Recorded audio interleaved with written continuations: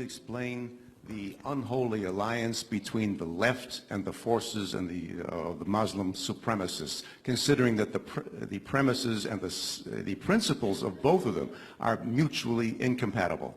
Okay, so they're not mutually incompatible to point A, they are to point B. What I mean is that it's a timeline.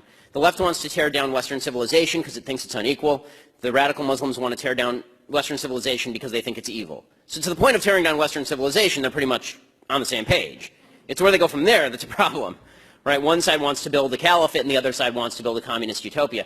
The reason that the left is routinely, and it's almost invariable, that the left ends up siding with the world's worst human beings in every situation is because, again, if you just go back to that fundamental leftist principle that equality of outcome is all that matters in life, that equality of outcome means that something just is happening, think about it. The real world is a place where God designed it this way.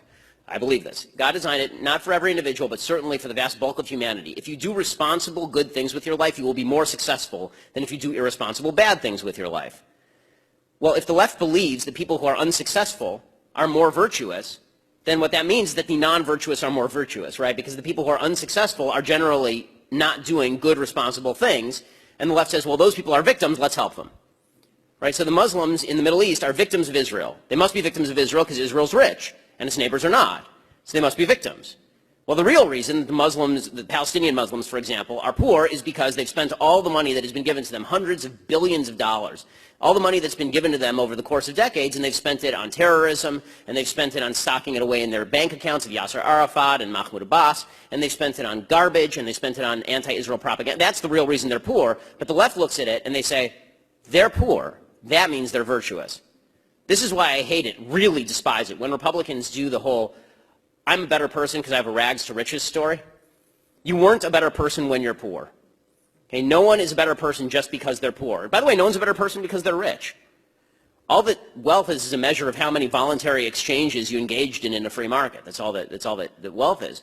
But the idea for the left is that all inequality is evil. Therefore, the people who are unequal at the top are evil and the people at the bottom are virtuous.